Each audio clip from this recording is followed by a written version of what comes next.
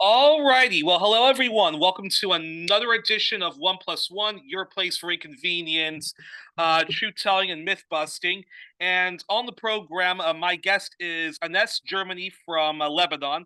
And Anis Germany is a Lebanese medical doctor and public health researcher. This is our All Things Lebanon edition, and most likely our All Things Israel edition, because one cannot talk about Lebanon without talking about the belligerent state terrorist country that's next to it. So here we go. And that's firstly, thank you so much for joining us, considering everything that's happening in your country. Pleasure to be here. It's a real honor to have you. And so, and that's actually before we talk about Israel's military attacks on Lebanon. First of all, how is everything right now in Lebanon? Where are you particularly based in Lebanon? And just please tell our audience how everything is. Just how you're coping, how everything is going. Yeah. Okay. So I don't know how to describe it more than like it's a mess. It's a complete mess. Since Israel's attacks and since the escalation of its attacks in September, there's been like 1,300,000 people that were displaced. Yesterday, we breached the 3,000 dead milestone. I don't know if we can call it a milestone. So otherwise, economically speaking, we don't even know like the extent of the damage. There's approximately 500,000 people that have left the country. There's the people that have been displaced. They're being gathered in so-called safe areas. Basically, Israel is playing on sectarian divides in Lebanon. So they're bombing what they consider to be majority Shia areas. Which is also, very discriminatory and insane, but whatever. And like so people are like flocking into the safe areas that are basically non-Shia, which is creating a lot of problems, because of obviously crowding. Already Lebanon is a resource scarce country. We've had an economic meltdown that has been unresolved for the past 5 years. Also, there's like all of the problems that come with crowding. So we're talking about, first of all, the most basic things to the most complex ones. So the most basic one is, traffic, pressure on infrastructure, on resources. And then since we're coming up on on the winter season, there's a higher risk of infectious diseases and epidemics, and so on and so forth. But like this is like a brief, aperçu of what's going on. Interesting what you were saying that Israel claims it's targeting Shia areas, which I guess they think that all Shia people like Hezbollah, but okay, then let's put that aside. They're claiming they're only targeting Hezbollah, but what they're doing is targeting majority Shia areas, and where in some instances they're also targeting displaced Shia families that take refuge in so-called safe areas to basically promote the idea first of like collective punishment and that nowhere is safe for anybody who is Shia in Lebanon, and three, to disincentivize also other Lebanese communities from protecting or giving safe harbor to basically Shias in general, people who have nothing to do with the fighting, basically civilians. Which leads to which leads to this question that I wasn't even planning on asking, but I have to ask them this question. So if is so Israel claims, I don't believe anything Israel says, but if Israel is claiming that they're targeting this Shia area because that's apparent because these people will harbor Hezbollah terrorists and stuff like that, but as you say, they're not targeting even areas like that. It's just a form of collective punishment. So with that kind of psychological warfare, is that Israel trying to say to Lebanese folks, do not, first of all, do not protect anybody that's related to Hezbollah. And if you are thinking of joining the Hezbollah resistance to what we're doing in Palestine, or even what we're currently doing right now to you in Lebanon, think twice about it and throw Hezbollah under the bus then. Well, I think there's a bit more nuance to it. So what they're saying is, and this is something that Netanyahu has clearly, verbalized in one of his speeches that was addressed to the people of Lebanon, and he was saying that he gave us basically a choice: either go into civil war and attack Hezbollah yourselves, or we're going to do to you what we did to Gaza. It was very clear. However, what they're doing is by targeting, first of all, the majority Shia communities and then the displaced that go into so-called safe areas, they're trying to pit communities against each other to promote, this first of all sectarian divide, and to basically reinforce the idea, especially among the opponents of Hezbollah in Lebanon, that we do not want this war, we never asked for this war, and Israel is not at war with Lebanon but only with Hezbollah. Obviously, this hasn't worked. There's a lot of effort that is cross-community, cross-faith and sects. People like are organizing grassroots relief initiatives. They're helping the displaced by cooking, getting them medicine, blankets, sheets, even housing, helping them find places to stay. So it hasn't worked entirely. It has a very narrow audience among basically the enemies of Hezbollah. But this message has not echoed any further inside Lebanon. And then on top of that, I think it's also important to mention that that Hezbollah is also a political party. It is a political party, and it does even have some seats in the Lebanese parliament. And it's also important to also emphasize that while Hezbollah does appeal to their sort of idea of what Shia conservative political Islam is, they're very much influenced by what took place in Iran, the Iranian revolution. But Hezbollah does have the support amongst Lebanese of all various backgrounds, right? Secular backgrounds, devout conservative backgrounds, and even amongst and even folks who are of a Christian background, correct?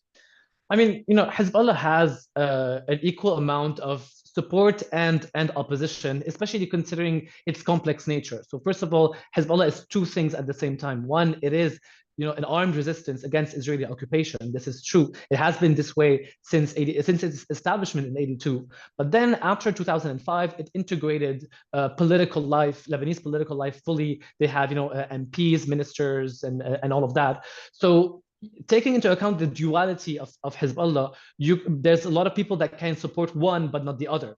And I think this is where I would maybe put myself in. So yes, I do support armed resistance against Israel, but I have a lot of disagreements with Hezbollah on its domestic policies in Lebanon. And this is in a gray area that is completely allowed and even encouraged, because we are allowed to have these conversations and we should be having them.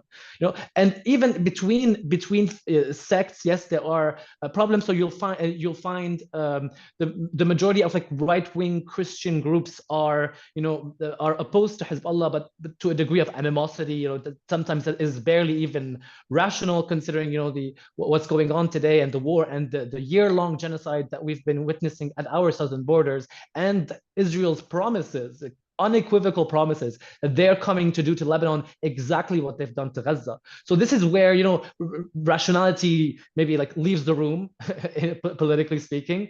But otherwise, yes, you'll find also support and opposition among other sects, among other parties as well. So there are Christian parties that consider themselves allied to Hezbollah, among the Sunni population, especially because Hezbollah has been, in a way, showing its support to Gaza for a whole year. Let's not forget that on the sectarian divide of Shia versus Sunni, Gaza is Sunni and Hezbollah is Shia. So in a way, people have seen this as something good, because Hezbollah is one of the rare, non-state actors, or even because no state actor has ever, involved itself in the genocide. But Hezbollah is one of the few non-state actors that have risen to the defense of Gaza, and this is not something that is easily forgotten by, by even the Sunni community in Lebanon as well. And it's also fascinating because Hezbollah also was also legally invited by the Syrian government of Assad, the Ba'athist government, when the West, the Gulf actors, Turkish actors, and Israeli actors all, de facto invaded Syria and were supporting Islamic death squads, like literally ISIS and so forth, to overthrow the Assad government, and Hezbollah like the Russians, were legally invited into the country to actually protect all sorts of communities of Syrians, which includes also vast amounts of Christian communities from these ISIS death squads, which I always find quite fascinating. Hezbollah, just as a political, yeah, just as a political movement, because I think because you were saying that part of you doesn't agree with Hezbollah, but then the other part of you actually does like Hezbollah's resistance to Israeli aggression and what Israel's doing to the people of Gaza. And that, I don't know, that kind of reminds me of I think we in the United States, why some black people like Malcolm X, other black people like Khalid Mohammed, putting aside some of his like controversial statements, but because he just sort of like says it as it is and is uncompromisingly against white supremacy and calls white supremacy even the insincere, white liberals. Is it kind of like the same thing with Hezbollah? And I asked this because in light of the murder of Hassan Nasrallah, and I'm curious how Lebanese people themselves of all backgrounds are seeing his death or martyrdom. Yeah, so Hezbollah has a complex history and very complex legacy as well. Since you mentioned Syria, there's still a lot of debate about what Hezbollah has done in Syria and whether it was good or bad. So yes, Lebanon as a political entity cannot have just sat on the sidelines while Syria was being destroyed. However, was Hezbollah's intervention in the way that it was done the best one?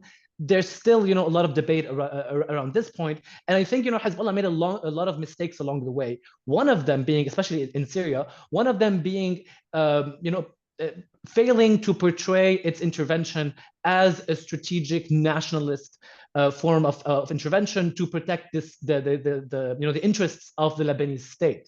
He ended up being embroiled in this entire Sunni versus Shia kind of, I'm sorry, bullshit kind of narrative.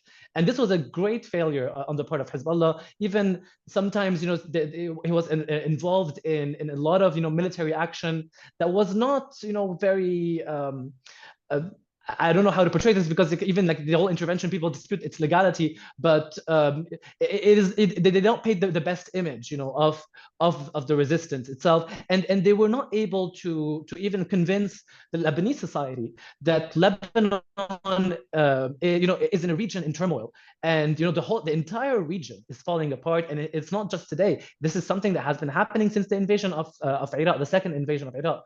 So they lacked the vision and even the political program, I fear, to show this, to show that that we are in a region of turmoil. Either we are powerful and we intervene when it is legitimate for us to intervene to secure our interests and the region's best interests, or not. And this is something very, very far from from Hezbollah's political narrative and rhetoric, and even maybe its political project, because it doesn't have such an elaborate political project, neither economic, neither political, neither social. So there's a lot of Hezbollah lives in the gray area. People deal with it in a black and white sort of way. So I either love Hezbollah or I hate Hezbollah. But Hezbollah is gray, and people must deal with it with the gray. Well, So from that perspective, it doesn't Hezbollah doesn't even say things as they are. No, because because for them the ideology is pretty simple, but also pretty complex at the same time. So yes, it is based on an Islamic resistance, but lacks all of the other package, the revolutionary package, if you like. So, but at the same time, they are the only ones today that are actively fighting to end the genocide in Gaza and to liberate occupied territory. Of course, the Houthis are participating, and the resistance in Iraq as well, but none of them as actively as Hezbollah. Fascinating. Well, yeah. Well, like I said, I find that quite fascinating, and yeah, it's but but we're not going to talk too much about Hezbollah. In fact, I even made sure that we didn't talk too much about Hezbollah. But it is fascinating, and folks want to know more about Hezbollah. They should definitely watch my interview with Julia Chassem about that. Before we talk more about what's currently going on right now, though, in Lebanon, what was the how was the country trying to rebuild itself after the horrific port blast accident that happened, as well as the coronavirus crisis? So, how was Lebanon trying to rebuild itself before, before Israel's terrorism attacks? Yeah, so the last 5 years have been a complete disaster on Lebanon. It started off with the launch of the economic meltdown in October 17th, 2019. And I'm only saying launch because was the moment when we really realized, like the public realized that we are in a state of crisis. But this crisis was a long time coming. It was, basically the design of the economic system was set to failure. It just so happened that it was in 2019. Onwards in 2020, there was the port blast on August 4th that destroyed approximately half of Beirut, the capital, and it is considered today the largest non-nuclear explosion in the history of humanity. So, and of course, throughout that we had the COVID pandemic. And so to top it all off, there was absolutely no consecrated effort for recovery in Lebanon. So the sectarian leaders that manage basically Lebanon through consensus decided that they will favor their own personal interests and the interests of the economic elite over literally everybody else. So since 2019 until 2024, approximately 500,000 people left the country, and this was before Israel's aggression. It was out of economic need. Poverty skyrocketed. The multi-dimensional poverty was at 80%, unemployment at 30%, inflation was in the triple digits every year. So, and of course, like with it, there's depletion of governmental positions, loss of jobs throughout the economy. The GDP contracted. It was $50 billion before the crisis. Now it's worth approximately $20 billion. So it's more than half of it gone. And if we assume, just like to explain what it means, if we assume that society in Lebanon is completely equal, which it isn't, then throughout the past 5 years, people's income was slashed by half. And this is assuming it's completely equal. And Lebanon's society is very unequal. So for the last 20 years, the richest 10% had 70% of Lebanon's income. They're the ones who took most of everything. So, and of course, in crises, crises, contrary to popular belief, are not the great equalizer. On the contrary, they reinforce inequality even further, because it is a time when people who have power use it to the full extent so that they can preserve their power. And this is something that this is what's been happening. So Lebanon today, when at the eve of October 7th, 2023, Lebanon was in a terrible, very dire state. And today, after the war, things are even worse. I have to ask this follow-up question. Now, does Lebanon have a single-payer healthcare system or a kind of a public option system in which some people will, in which some people are covered by the government, other people can opt for private insurance, but even if insurance doesn't pay up, the government will foot the bill if you if you have an emergency and whatnot. So what is Lebanon? Yeah, so. Yeah, so this is funny enough. This is my field of expertise. This is what I do for a living. And no, Lebanon's health system is like a mosaic. So like you have like these small pieces that make a bigger picture. This is how you can describe Lebanon's health system.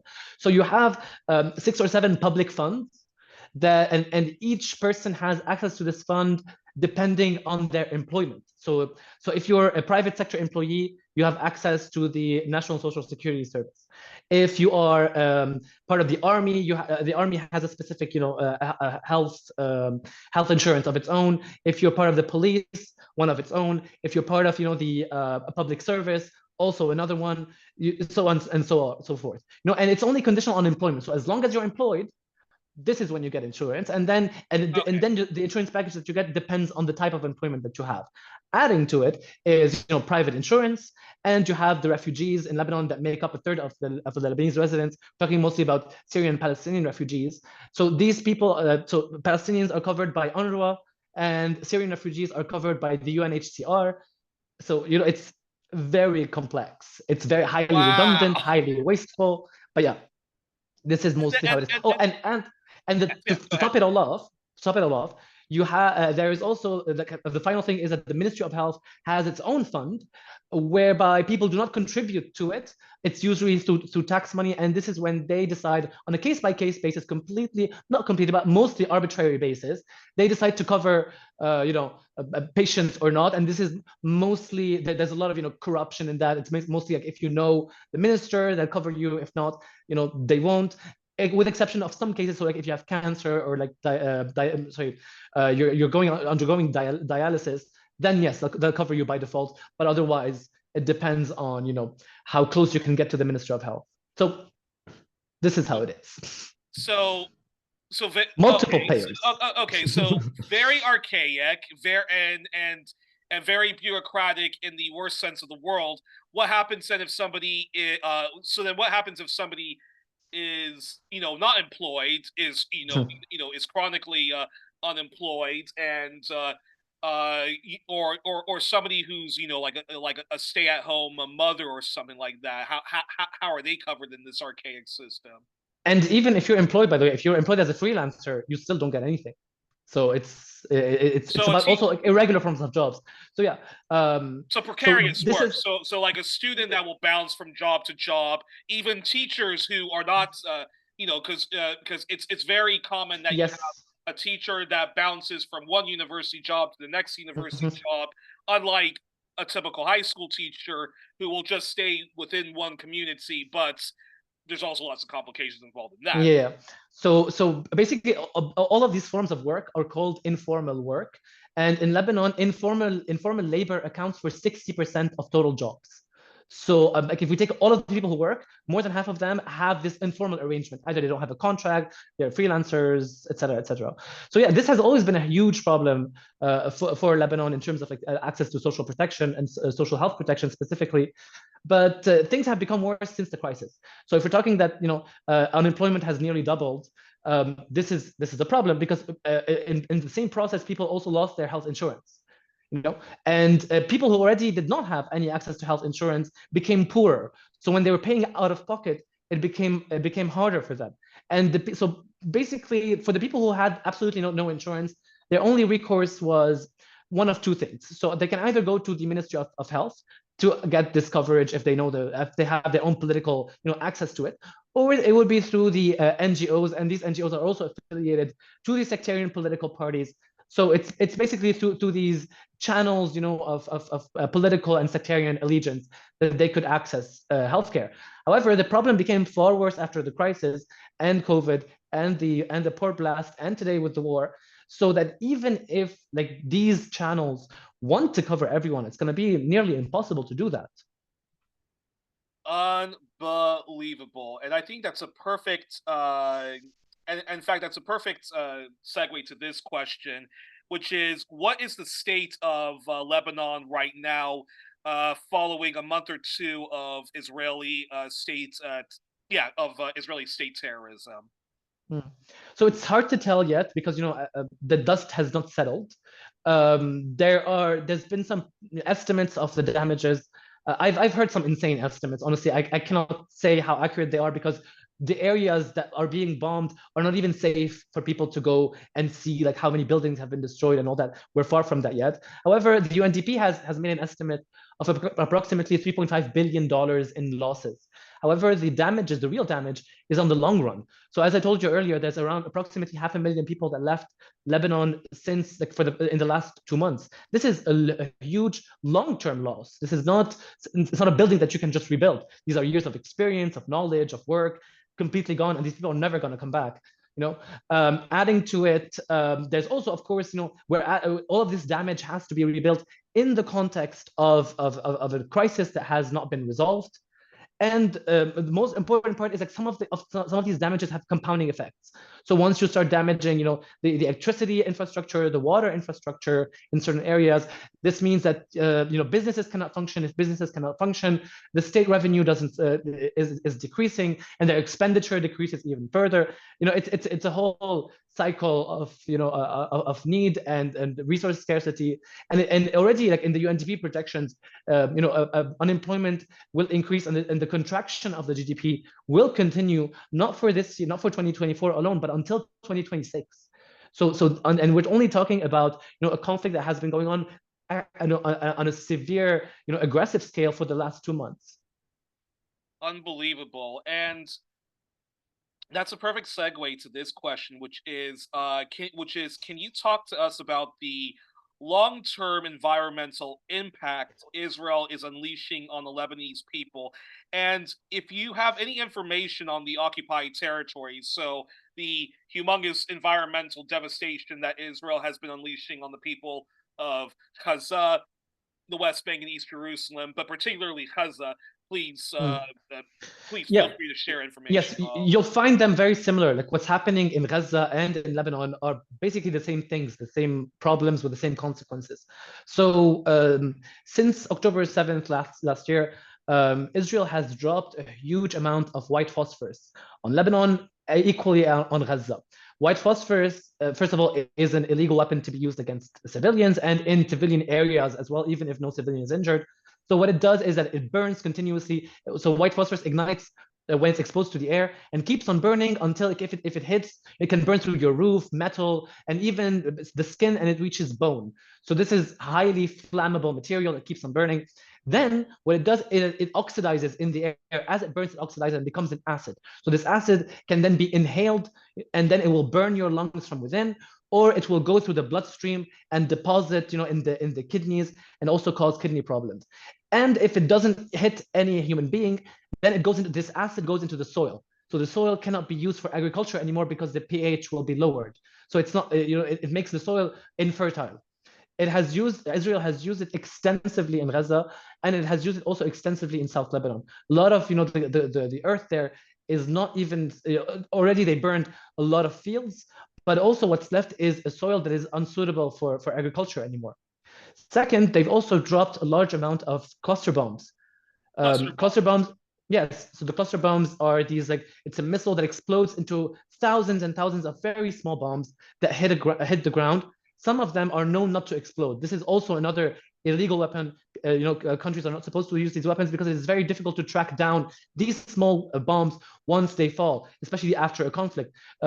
We already know, like in Gaza and in South Lebanon, a lot of kids are exposed to these cluster bombs in times of no active conflict, because when they go out and play in the fields, they'll find these small objects, they'll touch them, and then they'll explode. So this is also a problem because it makes entire areas unsafe for any kind of use. You definitely cannot start a business there. You cannot use it for agriculture. Even like residential areas become dangerous. And we're talking already before October 7th, for example, in Gaza, 500,000 children were exposed to unexploded ordinances in Gaza. So this is not, it's a huge volume. And if we take today the amount of bombs that Israel has used in Gaza, the sheer volume of it, the tonnage of it is so big that a lot of these ordinances are not haven't exploded, and we've seen even Hamas repurpose unexploded ordinances to use them against the Israeli army. So we can only imagine how much unexploded bombs are in Gaza and even in Lebanon today. That's quite shocking, because white phosphorus was also used twice on the Iraqi resistance movement in Fallujah during that epic criminal war led by the United States, Britain, Australia, Canada, and its allies. And even before that, like Iraq is notorious for having, I believe, one of the highest rates of cancers, sometimes incurable cancers, and a lot of that had to do with depleted uranium the U.S. and its allies used during the first Gulf War, which Iraq was unable to clean up because of the sanctions of mass destructions and that monstrous embargo that, again, America and its allies inflicts on the Iraqi people. They also refused to clean them up. Like the UK and the US categorically refused. Exactly. So, yeah. And then kept spinning it that it was all Saddam Hussein's fault and his corruption that was unable to clean it up. And then when the second Iraqi invasion came, Dar Jamal, an independent journalist, and several other independent journalists were all taking photos of the victims of the of the bombs and whatever attacks that the American and allies were doing on Iraqi people, Iraqi resistance, and so forth. And they all found that it was definitely white phosphorus being used. So Iraq, even before that invasion, had monstrous cancers that people were developing, which due to the sanctions they could not properly treat. And then even now, it had one of the highest rates of cancers and all sorts of sort of almost like basically like, yeah, very disgusting biological chemical effects of these. So Israel is using that same kind of weaponry on the people of Gaza and on the people of Lebanon as we speak right now. Specifically regarding depleted uranium, it's only because yesterday I published an article on that topic on Mondoweiss. So the idea is that there is a theory, possible theory, that Israel might have used depleted uranium in Lebanon in this current conflict, current war, but it's not certain yet. So there was a statement that was issued by the Syndicate of Chemists in Lebanon, and they looked at the damage and the craters that the missiles left in the ground, and they raised the alarm saying that this could be possibly due to depleted uranium. And then the Ministry of Health was saying, no, we should not, rush into conclusions. And then the army, and we also have like an atomic agency in Lebanon, they said that they're gonna, run an investigation and take it seriously. This is not the first time, obviously, that there are suspicions that Israel has used depleted uranium. Israel is one of the first countries to even test it militarily in 1973 against Egypt in the Sinai Desert. And there's already been suspicions in 2006 that they use it, also in 2017 in Gaza. And Israel, has absolutely no qualms of using prohibited weapons. This is already very clear. But this is also a risk that has to be taken very seriously. Not to make a joke, but it is standard like military operating procedure of Israel to use all sorts of chemical weapons. It's a completely, yeah, because the Geneva Conventions do not exist for Israel, so obviously everything is standard. Nothing is above standard for them. This is it's no surprise. So yeah, so definitely okay. So basically, there's been some experts that have taken 2 samples from Beirut, from Dahiya specifically, the southern suburb of Beirut. We're still waiting for results. They were supposed to come out approximately 10 days ago. We still haven't heard anything. However, it is also important to remember that these investigations are usually highly politicized. So in 2006, same thing happened. Also high suspicion. There was a bunch of scientists that went and with these handheld devices measured high rates of radiation around craters in the south. Also, at that point, the UN sent experts. They took 34 samples from across the south. They said they didn't find anything. We don't know to this day, because these investigations are highly politicized. It's also important to always remember that. And the Lebanese state as a unit, because of its fragmentation and its political allegiances to foreign powers, it is very difficult, and it's actually very easy to pressure them into sweeping things under the rug. And they might even have an incentive to do that as well, because if we look at the current economic state of Lebanon and the amount of work it will take to clear an area out of the debris of depleted uranium, it's going to take a lot of money and a lot of time, a lot of organizing that the Lebanese government cannot handle, or maybe refuses to handle. So they might even they might participate in sweeping things under the rug, just as they've done with the port blast, the August 4th explosion. We still don't have any idea what happened that day. It's always theories and counter theories. The investigation is completely halted, and I think we've lost hope in finding any kind of answer, official answer to what happened that day. That's a perfect segue to this question, and actually, I'm gonna have to switch it up a bit because I think when we talk about Lebanon, it really is important to give a lot of historical context as to why does Israel keep attacking Lebanon? What is it with with Hezbollah, which some Lebanese people, but mostly people outside say, why does Hezbollah always provoke these wars with Israel, in which they know that they're that Lebanese people are going to be collateral damage for?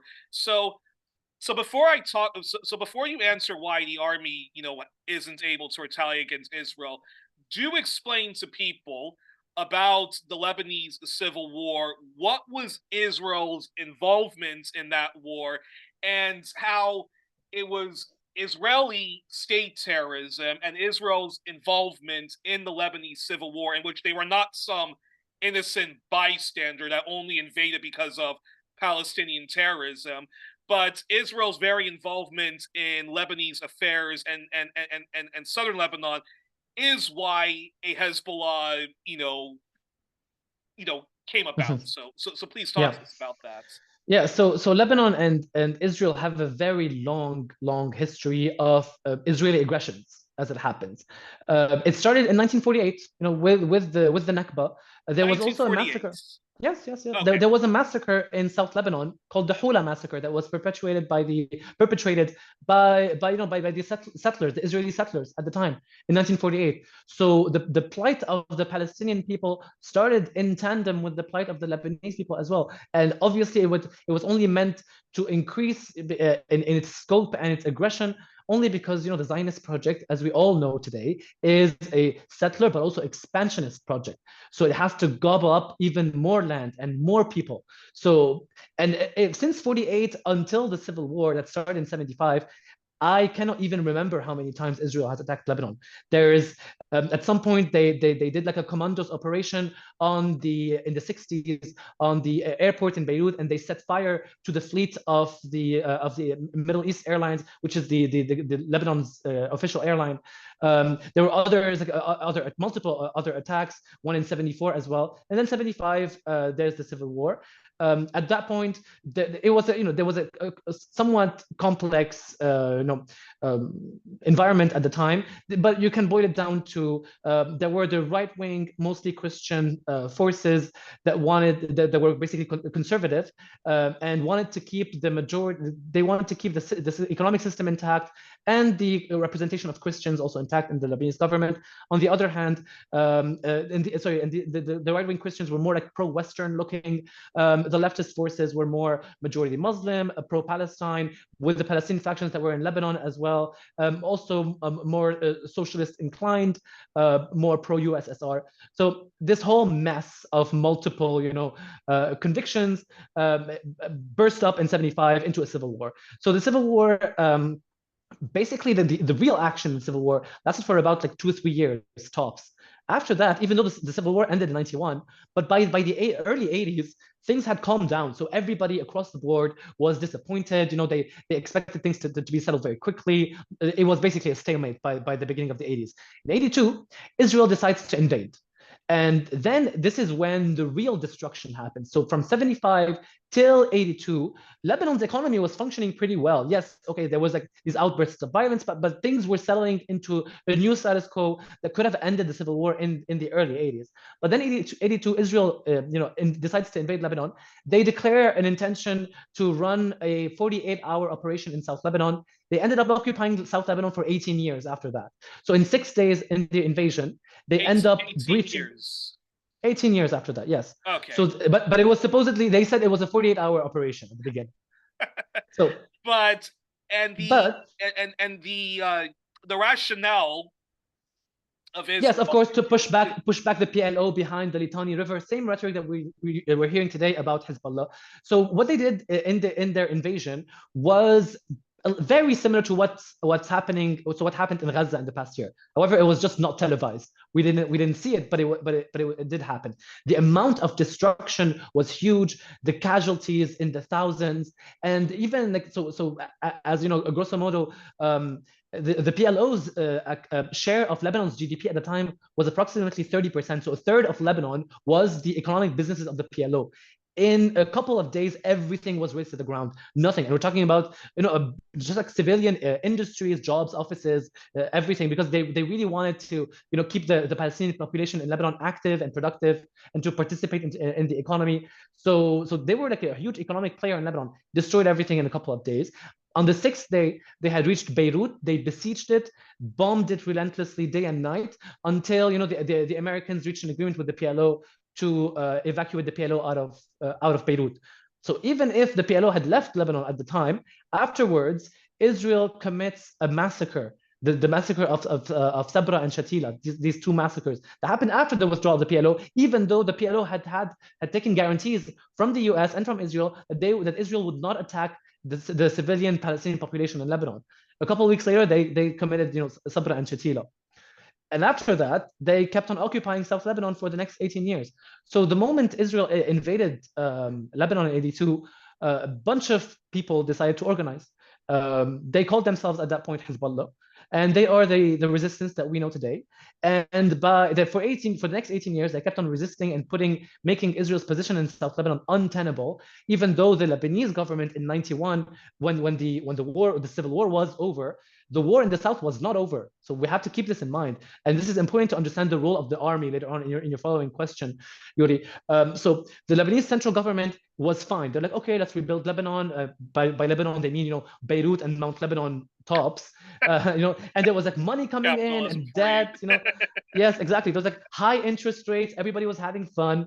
But in the south, complete war between Hezbollah and Israel. Hezbollah trying to push Israel out of Lebanon, and the central government in Beirut did not care at all. They were fine. At some point, there was the Druze sectarian leader in Lebanon, currently still alive. His name is Walid Jumblat. He described the situation as Hong Kong and Hanoi. He said that Lebanon should choose between wanting to be Hong Kong, which is for him like Beirut with the money and the financialization, and the high interest rates, and Hanoi as in Vietnam and the resistance fighters in the south. So it was like a loud, like schism of the brain. And they're like, yeah, we have to choose either this or that. And do you want to be poor and fighting, or do you want to be rich and uncaring in Beirut?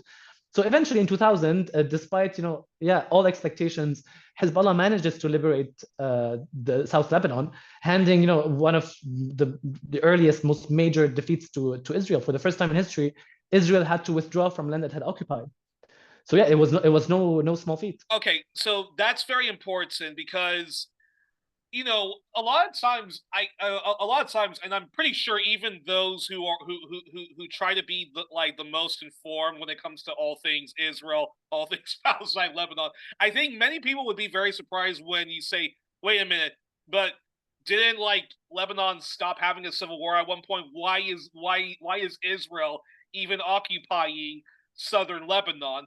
And I think it now. Because with that question, we're always surprised as to why did Hezbollah kidnap an Israeli soldier that was in southern Lebanon. But basically, well, I mean, the guy was fair game because he's a soldier. He's an occupying force in a country, Lebanon. Are you talking about the two soldiers in 2006? Yes. No, but there is a reason, and it's not just the idea of of fair game, of having a foreign power on occupied territory. It's not just that. Even after Israel withdrew from Lebanon in 2000, it kept thousands of Lebanese political prisoners. So these two soldiers that it is legal basically to kidnap because they are not civilians. So they were exchanged later on. So the war in 2006 started in a very similar fashion to what happened on October 7th. So Hezbollah already had thousands of political prisoners in Israeli jails. Israel would not release them despite its withdrawal from Lebanon in the year 2000. In 2006, they were sick of the situation. It's their people. They have to save their people. So they they kidnapped two Israeli soldiers, and then Israel refuses to negotiate, of course, and to release the Lebanese hostages they had. So they thought that they can break Hezbollah once and for all, and humiliate him by bombing Lebanon and sowing chaos and mayhem across Lebanon. They failed in 2006. It was Hezbollah's second victory against Israel. And eventually there was a negotiation that was brokered, I think, by the Germans at the time, and the exchange did happen. So it's something very similar to what happened in Gaza. And Israel's obstinance, you'll find that its obstinance always leads it to a worse situation than it was before. So in 2000, Israel, for the first time in history, lost a territory it had occupied. In 2006, for the first time, Israel's invading army was rebuffed. So, and today, yeah. But if we look at today, for the first time, Israel's invading armies cannot even access territory. So in 2006, they came into the south and they were pushed back. Today, they cannot even come into South Lebanon. They're 1 kilometer away from the border, and that's it. That's not an invasion because they're failing to do it. But it's very important then to understand that when there was that war that broke out in 2006, Israel once again, because Israel does a very good job at playing the victim, playing the innocent victim that just stumbles into these wars, and because of all of these hostilities, Israel defends itself. But Israel had been occupying southern Lebanon, and I mean Israel, of course, is not an innocent actor in the Lebanese civil war. They supported the far right Christians, as you mentioned. Ariel Sharon allowed the far right Christians to do that horrific massacre at Sabra and Shatila. And they then got a president elected as well at gunpoint, a yeah, pro-Israeli president. So then Israel occupies southern Lebanon. So for all of these years of Israel doing that, and Hezbollah, this is a resistance movement that comes out during the 80s to try to get Israel out of occupied southern Lebanon. This soldier that was apparently kidnapped, well, you're an occupying force, isn't it kind of like fair game? More or less. And you're a soldier. And you're a soldier. There's no debate. I'm sorry. It's part of the job description. Like, let's be clear. It's like the risks of the job. Why else would they be paying you money to do that? So yeah. But like, yeah, it's a whole history of aggression. But that is so incredible because I think even the best of us who try to inform ourselves on Lebanon, we're like, yeah, we're never ever given that huge historical much needed context, because if you were to have watched CNN, even if you were to watch some Al Jazeera reports, Al Jazeera English reports, or anything from the BBC and CBC, it was just like, yeah, Israel's in Lebanon because they have to fight terrorists to attack them, and without any mention of all of this very important historical context. So I'm just curious your response on that before I ask my next question. I mean, it is a colonial tradition, to oversimplify indigenous histories because it is in their own interest. And I think this applies to everything. It applies to the history of slavery in the US, to the colonization of the US, the genocide of the indigenous population there and in Australia, in New Zealand, the history of the British Empire. I mean, if you look at how the history of the British Empire is taught today in the UK, you would laugh. They would call it, like a civilizing force, and they tried to, to help those poor indigenous people. I mean, oversimplification is the bread and butter of colonialism. So it's absolutely no surprise. Still shocking, though. It's still very shocking. But so that's interesting. So Hezbollah then manages to free South Lebanon from from this Israeli invasion, and then I guess so that's interesting. So then you have to answer this question, which is, why is the Israeli army unable to do what Hezbollah is doing? And I've heard, I've seen discussions on Twitter. I know Rania Halek, the Lebanese American journalist of Breakthrough News, who has been on this show, she says that the Lebanese army is designed to be very weak. They actually can't resist an invasion unless they actually have the permission of France and the US and so forth. So what's your response to that, and what would be your response to somebody like me who would be like, dude, even if you are built to be an incompetent army, even if you are by design to be a weak army, come on, look at what Israel is doing to your country right now. You can make the excuse, we can't do anything about the Palestinians because that's Israel's sovereignty and so forth, but this is Israel constantly violating Lebanese sovereignty. And of course, there would not need to be a Palestinian resistance if Israel did not have its settler colonial project and so forth. But the fact that Israel keeps doing what it's doing to Lebanon, if I was the Lebanese army, I would be like, F this and fight back against it. So long story short, why is the army just it is, and yeah. Okay, so to explain the state of the Lebanese army, we have to go back to the original, the beginning of our conversation when we were discussing the Lebanese economic system as a whole. So Lebanon's security forces are huge. If you count them, you have 100,000 people that work in the military service in Lebanon, which is basically the size, like I think, like 4 or 5 times size of the British Army. I'm not sure about that, but like it's a huge number compared to like modern armies. That's one. Two, the question becomes why? Why do we have such a big army without an actual military force? So the answer is that Lebanon's economic model was designed to bring in money and export people, because the more you bring in money, the more rent activity you have, the less productive activity you have. And the productive activity is the one that generates employment. Money sitting in a bank does not generate employment. And Lebanon's most economic activity was relying on that, on the money sitting in the bank. So how do you compensate for this rising unemployment that you have in the country? Our brilliant sectarian leaders came up with two options, the most natural ones. One, let people leave. And this was basically the driving force of Lebanon's economy. So people leave, send money back to their parents. It's a win-win. You have less unemployment, less people asking you for services and for a functional economy, and they send back money. So the wheel keeps turning.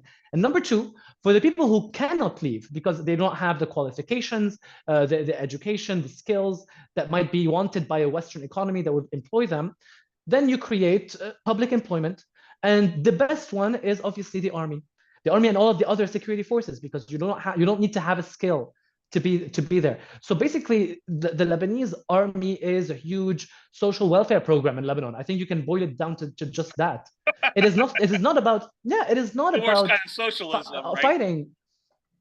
Maybe not the worst one, I do now today, like if I'm in charge of Lebanon, I would not send them home. I would find them an actual job within public service, obviously. But yeah, but like I don't think that because it is Lebanon's, any state's responsibility to take care of its citizens. So I'm not gonna be like, oh no, we took care of you too much, go home. No, like let's keep on taking care of you, but find you a job to do something useful for the public service. So this is why today, if you look at the Lebanese army, sure, you have the numbers, but if you look at their equipment, I mean, they have like chariots and like anti-aircraft systems from the USSR. We're talking about the Cold War era weaponry. These like the anti-aircraft guns that they have. They're like these things that fire bullets. But back when you would spot the plane with your bare eyes, and you would fire with this like big Gatling gun. I mean, this is not how you can target an F-35 or an F-15.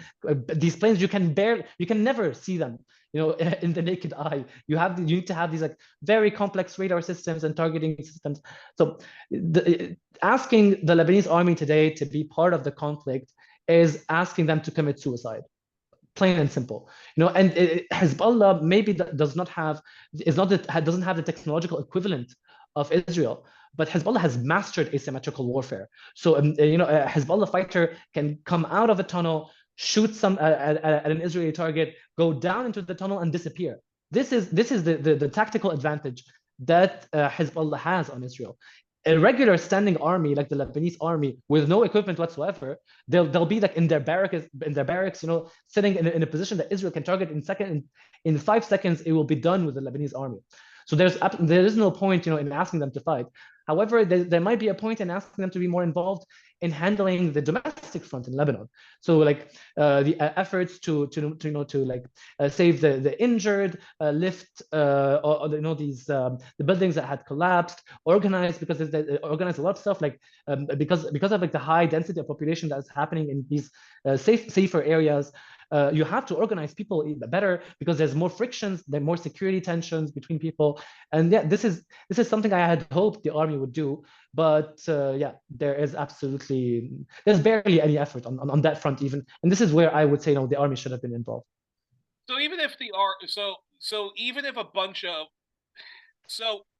hypothetically, then, if you are a soldier and you see the horrific just state terrorism that Israel is doing to your people, even if you wanted to just defy orders and say to a faction of the army, "Come, let's go fight the Israelis," they would be basically like annihilated very quickly.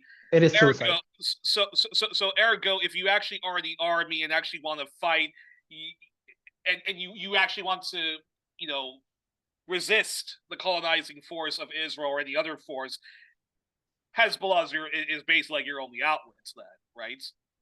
Yeah, basically, that Hezbollah is the only military force capable of protecting Lebanon today, as it stands. It's pretty simple, and they've shown that they're quite capable of doing so.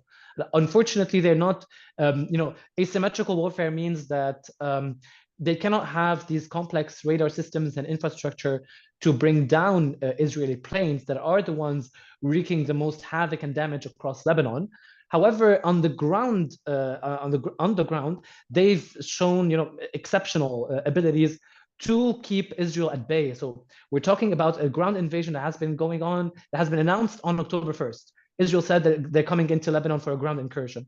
Since then, Israel hasn't progressed beyond 1 kilometer at the border, which is also a third consecutive achievement for Hezbollah. And they've only counted, they've injured 900 Israeli soldiers, killed 90 of them, destroyed 40 Merkava tanks, dropped around 4 Hermes drones. I mean, these are huge achievements for a bunch of people who are, who basically decided to organize themselves into a resistance, do not have neither the technological or infrastructural support or even financial industrial one that Israel, revels in, and still they're able to keep Israel at bay on the south, at least on the in terms of like an invading ground force. That I find incredible, but then I have to ask this question, which is, do you think Israel's attempts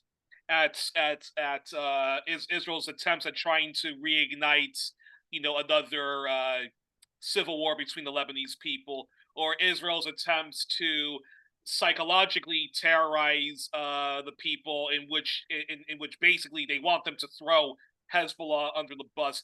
Do you think Israel will be successful in that, or they won't be successful in that? And then why won't they be successful doing that? I mean, you were quick to answer the question, because my answer was not like that at all. So Lebanon, also, like, we have to answer that, I have to go back to history.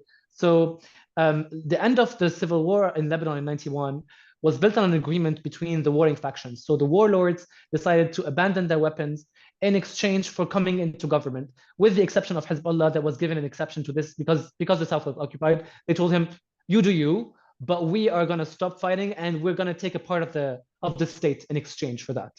So this means that the structure of the Lebanese system is based on a constant reminder of the violence that might happen if one of the warlords does not get his or her way.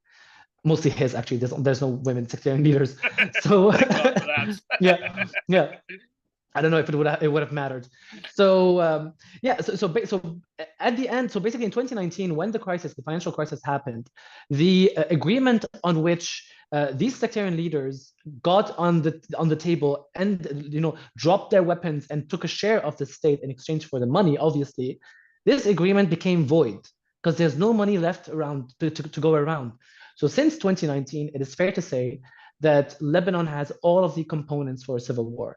We have, first of all, a lot of poverty.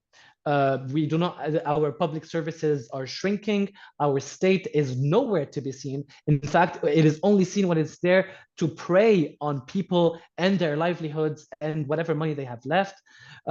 There's a lot of factions that are already armed in Lebanon. It's not just Hezbollah. Every sectarian political party is armed, obviously not nearly as good as Hezbollah, but they're all armed, and there's already tension. So in order to shrug off the responsibility for the crisis and for the port blast of August 4th, sorry, the sectarian leaders used and abused the sectarian narrative by pitting communities against each other so that they would not be held responsible for it. And this has consequences. And today, with the Israeli aggression on Lebanon and the tensions that are rising, Lebanon, yes, in a way, has all of the requirements for a civil war that might start now, might start later. But this is not something that can be just sidelined. However, okay, today we don't see it.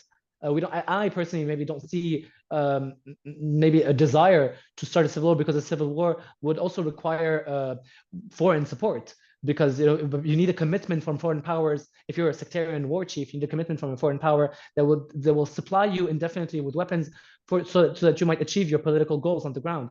This is not here yet, but it might change at any moment. We don't know. So like and we have a very conductive, sort of environment for a civil war. Wow, that's very scary. And of course, this is probably Israel's huge goal, because like any because I know for a fact, Israel would rather see a Syria that's at war with one another and has an ISIS that that comes out of the rubble, because an unstable Middle East, whether it's in Syria, whether it's Libya, North Africa, whether it's Lebanon, or Iraq as well, yeah. Or start a war with Iran. If you keep the region on fire, you get to continue more or less dividing and conquering and doing the injustices that we see in the people of that we see to the Palestinians.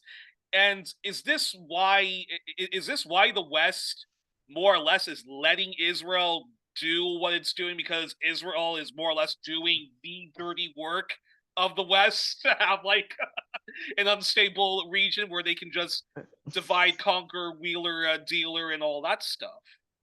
Yeah, obviously, I mean, Israel has taken part in every conflict in the region since its inception, because it is a forward base of the US and by extension the West, considering that Europe is just a US underdog. So it is their job, it is their purpose, it is why they've been funded, why they've been armed, why they've been protected. They are the largest, U.S. military base among the 280 something that they own. It is basically the best military investment they've ever made. And we can see this through their involvement. So they've been pushing for the second invasion of Iraq. Israel pushed for it. They participated in it from an intelligence perspective. In Syria, they've participated extensively in raising the country to the ground. Today, Syria doesn't even exist. We still say the word Syria, but it is fragmented beyond recognition. I don't know, like a couple of years ago, there was this Israeli CIA chief who said that they gave al-Nusra medical support. They evacuated them into Israel and then gave them medical support. And then the interviewer was like, "Would you do the same to Hezbollah?" They're like, "No, we wouldn't." But like he's like, "Yeah, but you did this for like humanitarian reasons. Why wouldn't you do it for Hezbollah?" They're like, "No, they're not the same." So Israel is active everywhere. In Yemen, also they've helped, participated in bombing Yemen, maybe even trained, it is said, Saudi pilots to bomb Yemen. They're involved even in the Congo, in the genocide and the war that's happening there. They are everywhere because it is their job. They're not. It's not that the West and the US tells them what to do. They are one and the same. It is why they exist. No, exactly. I mean, Israel. It was Whitney Webb of Minpress News. She broke the news that like Israel actually that Israel, Britain, and the U.S. had just ousted Bashir of what's now North Sudan, and also is involved in just the instability that's going on in South Sudan. And yeah, in Israel, yeah, with the rapid support forces getting support from the UAE and obviously with Israel by extension. Yeah. So it's hilarious because if you talk with a lot of Israeli supporters, they say, okay, there's some truth to what you guys say about what we do to the Palestinians, but Israel's a force for good in the world. Like, we're not involved in like any nefarious stuff of I think U.S. empire. But I think but like Americans don't have to look very far. You don't have to look at Congo or Sudan, especially Americans. You only have to look at your police to see where they are trained in their tactics, in their strategies, in their armaments. Even in the US, like who produces the mass surveillance software? It's produced in Israel. It's one of their main exports. And they're like what they call like population control weapons, like gas canisters and all of these like bullets. All of these things are produced in Israel. It is, I mean, they call it the imperial boomerang. Like you throw it and then it comes back to you, which is, I mean, for the Americans, they don't really have to look very far to see how if Israel is a force for good or not. Just look in your neighborhood. Exactly. And of course, Israel, from the Cold War and onwards, always is supporting right-wing juntas and death squads. But then I have to ask these two. I have to ask them these two last questions. Uh, let's talk. Let's talk specifically about Palestine. Now, I'm not going to be, criticizing Palestinian resistance, whether it's Hamas, whether it's any other armed faction, secular or otherwise. The Palestinians have every right to resist brutal occupation. I can just say, like, if I was a leader, this is what I would do, but who gives a shit? I'm not a Palestinian, so I'm not living under the occupation. But that being said, what do you think of of some of the arguments, and I've even advanced this one, that because at the that Israel under Netanyahu purposely allowed the attack on October the 7th to happen to distract Israelis from the fact that Netanyahu and his far-right coalition government was vastly unpopular with their very regressive judicial reforms, which would have torn apart, which would tear apart gender equality, queer equality, and civil rights amongst amongst the Israelis. Some people do accuse that Netanyahu allowed the attack on October the 7th to happen so that he can weaponize that and later, just basically keep himself in power. I'm curious your thoughts on on that, and do you think if that that the Palestinian resistance should not have done the attack on October the 7th, given all the horrific shit that's happening right now, and not even just to the people of Gaza, but the people of the West Bank, East Jerusalem, and your country of Lebanon? Well, I think that on some level it doesn't matter, like whether Netanyahu allowed it to happen or not, because there's you will find arguments on both sides. So you can maybe have like this argument whereby Israel might promote the idea that they let it happen in order to say that they were not, outsmarted by Hamas, a group that falls completely under their control. They have Gaza, in a chokehold by land, air, and sea. So the fact that they might be able to, achieve something like October 7th, right from under their noses, might be very humiliating for them. So they might be pushing for this other narrative. So this is why for me it doesn't matter whether they allowed it or it happened. It did happen. This is something, it is a historical fact that it did happen.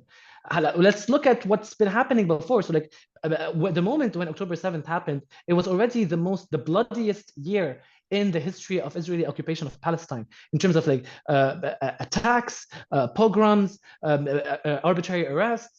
So tensions were already running high, and the region was falling in a state of complacency, especially with the Abraham Accords. Saudi Arabia was next in line. Today they said no until Palestine. There's a solution for Palestine, like the two-state solution. There's also a bullshit solution, but still, basically they have. Yeah, but they have at least frozen the talks on on the Abraham Accords, even though they technically do not need accords to normalize. But it's a decorative win for Israel. So in that context, everybody had dropped the Palestinian question. They're like they even want to answer it anymore. They don't care. It was not a question anymore for them. For most people today, the Palestinian question is front and center in the core of the empire during U.S. elections.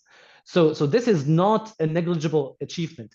Today, everybody knows about Palestine. A lot of them know about most of its history, maybe not all of it, but most people are very well informed about it because they had a year to learn. And anybody who hasn't learned anything has chosen willful ignorance. But it's not for the lack of of information that is available.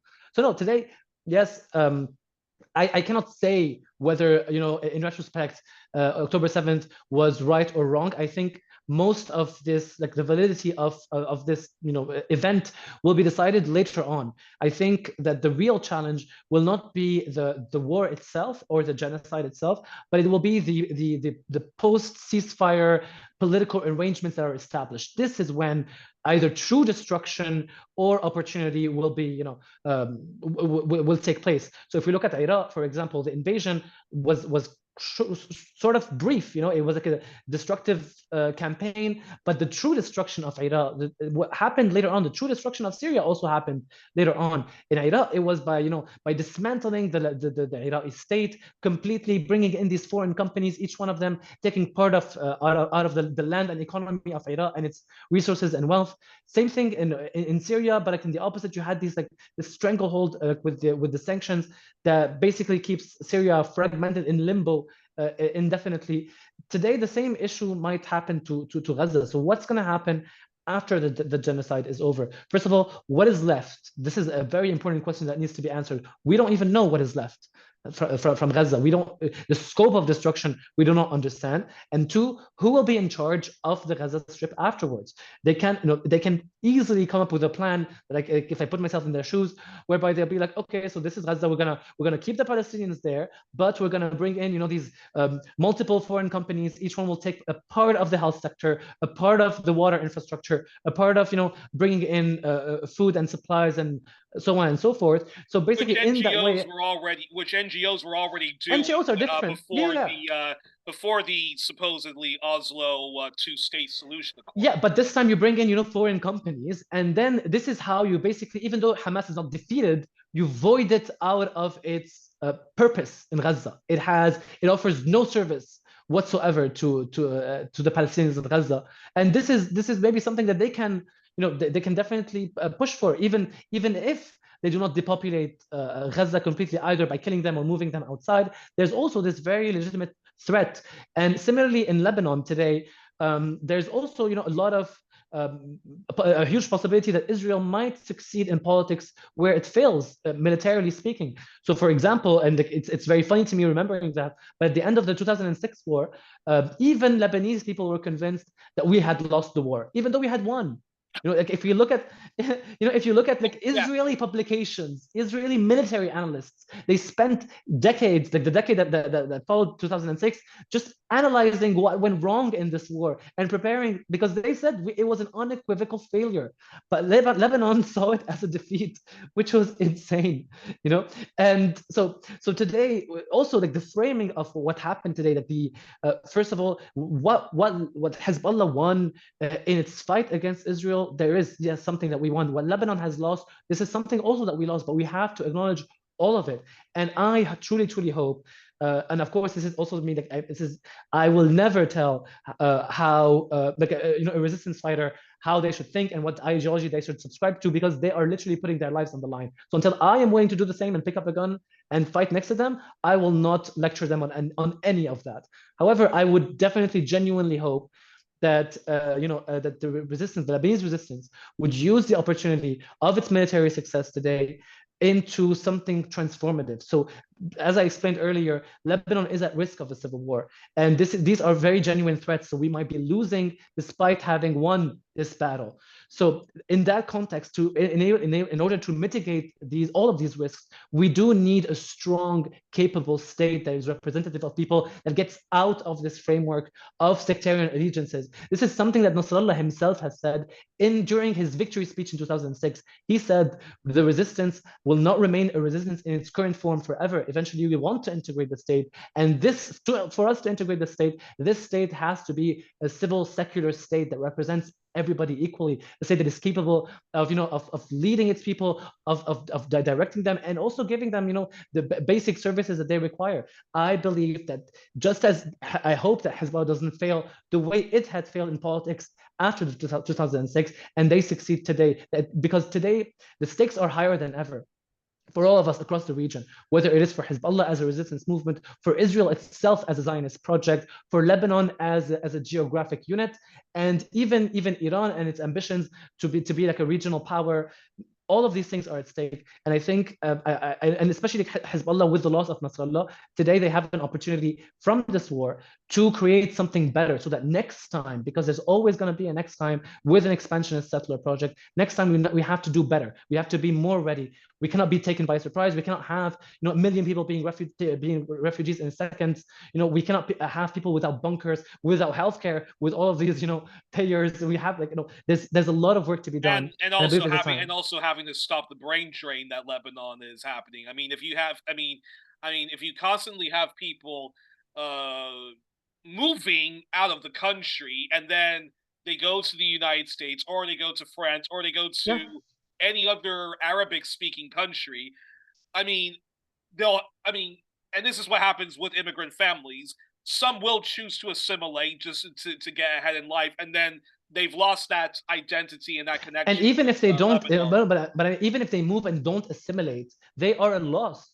You know, we're talking about a kid that was born. They've already, their birth itself cost a lot of resources to achieve this birth, and then they have to grow up, go to school. This also costs resources more and more and more and more. And then you finish with, let's say, a doctor, fully trained, healthy, ready to start being productive and cure people around him.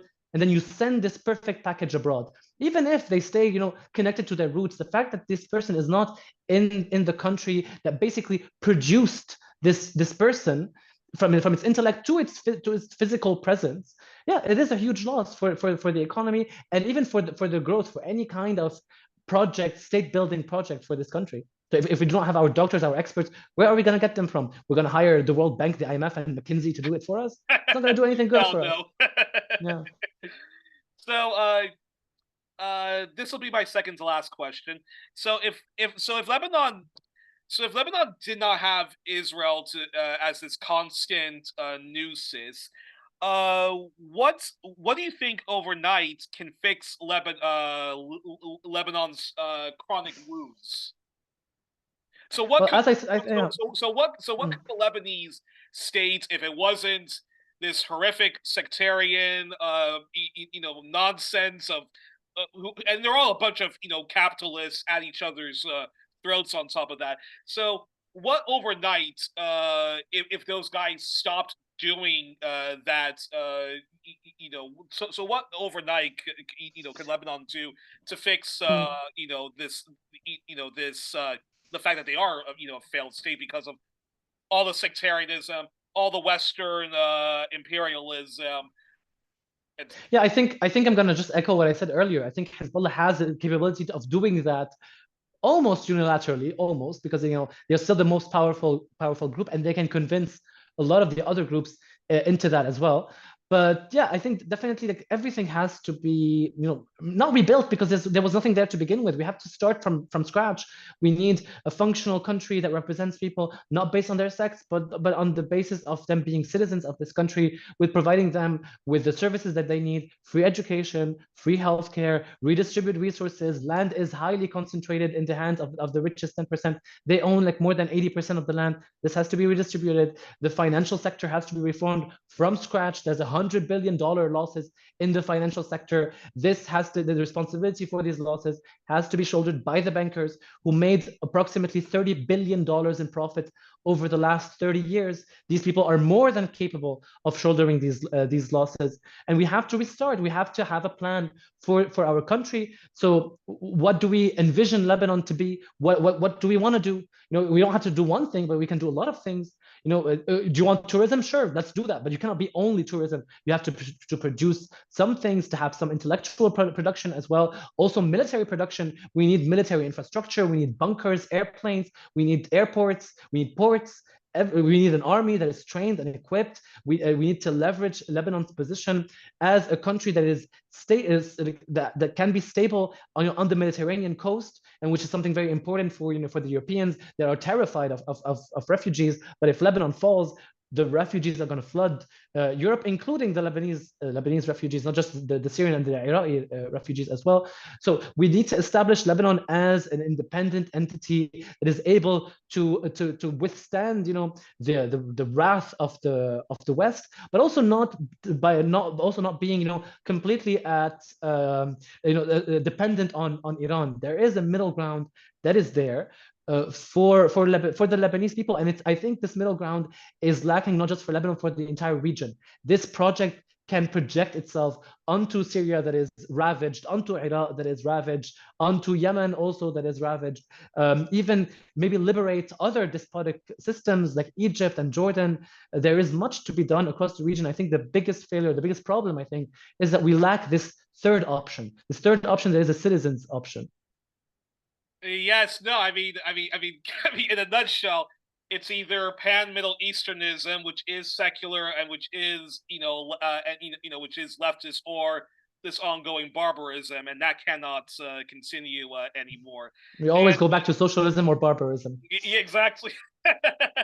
All right. Not going to ask you on how disgusting the environmental movement has been, but I just want to say shame on the environmental movement and the entire medical international profession for not speaking out on what's happening, not just in Lebanon, but also Palestine. And, militarism is completely anti-ecological, and how those institutions can still remain silent is, I mean, the U.S. Army is the greatest polluter in the world, so exactly. Like me turning off the light in my bathroom before I leave has nothing. Is a drop in the ocean of the U.S. Army.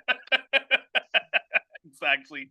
Well, we end the show usually doing the questionnaire that was done by Marcel Proust, later the popular French broadcaster Bernard Pivot, and my hero, the late great James Lipton of Inside the Actors Studio. Anis, it's your turn to do this before I let you enjoy the rest of your day. What is your favorite word?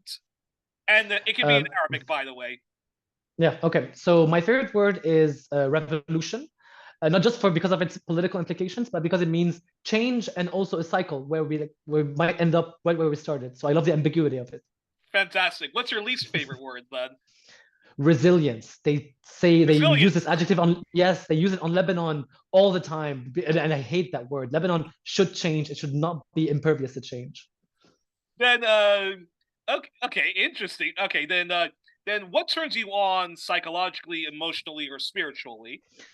I would say the pursuit of knowledge that challenges maybe the established norms and reveals something transformative about the human experience.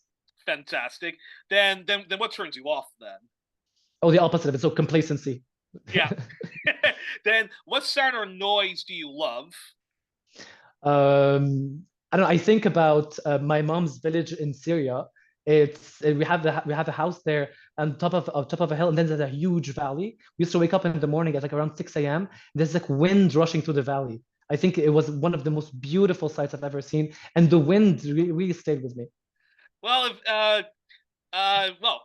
whenever Syria is able to recover itself, let's organize a trip to Syria, because I would We love should. to would love to do that. And it's funny because the way, because you have a Lebanese background, but there is that Syrian connection, and the way Rania and the two Ranias actually, Yes. Rania and Khalid, the way they both talk about Lebanon, Syria, it's almost as if very. It shows you how arbitrary all of these borders are. Yeah. You know? I mean, yeah, our human experience is dissociated from these borders.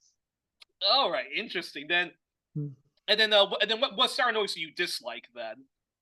I would say the monitors in the hospital, like the monitors that they put on patients, because they're like burned into my brain from like working these 28-hour shifts, and I would hear these monitors in my head all the time. It was a nightmare. Then what's your favorite curse word? And of course, it could be in any language. So I'm curious. Yeah, this one is gonna be in Arabic. I think it's not a word. It's like an expression. It's very niche in Lebanon, high up in the mountains of Zgharta. They say something called "يحرق روح موتاه," which means may the souls of his dead burn. So like instead of him insulting him, they're insulting like his ancestors and the souls of his ancestors in the afterlife. I thought it was like very niche. It's funny. So say that one again. يحرق روح موتاه. So may the souls of his ancestors burn. Powers to the people, death to Zionism, right? then what profession, if you weren't if you weren't practicing medicine, being a doctor as well as being a researcher, what profession would you love to do? I would have loved to be an artist. I'm still not sure which kind of artist. Like I would have loved to make movies. Also to be a concert pianist. I play the piano, but not nearly as good as being a concert pianist. But I love the idea that you can communicate so beautifully and well and universally through art. And I think this is something that doesn't exist in any other form or medium. And it transcends time and geography and barriers. It is beautiful to behold, at least. And then what profession would you absolutely not want to do under any circumstances? Oh, many. Like, I would never be an insurance broker or a stocks trader or a banker. No, I would never. All right. True. Always a true leftist response like that. And then finally, If heaven exists, what would you like to hear God or Allah say as you arrive at the pearly gates of paradise, or whatever is your vision of the Mm. afterlife? And even if you're an atheist, please answer the question. Yeah, well, I am an atheist, but my ideal response would be very simple. I would love for God to tell me you are very, very, very late. Alrighty. Well, we are joined on this edition of 1+1, our all things Lebanon edition, all things Israel edition, with Anis Germany, who is a Lebanese medical doctor and public health researcher. And just before I close, I just want to say, Anis, I hope all continues to go well with you, your family, your community, and friends in the Lebanon that you live in right now. And I really do hope that the terrorism that's being inflicted on the rest of Lebanon ends very soon, as well as the people of Gaza. And so, all of my sincere prayers and power to the people, death to Western imperialism and Zionism, and may the Lebanese people unite as they've done before, and not and overcome the state terrorism of Western imperialism. Absolutely. Thank you so much, Youri. And truly, I truly believe in the solidarity of all oppressed people across the world, whether they are in the north or the south, the west or the Middle East. Thank you. It's a real honor.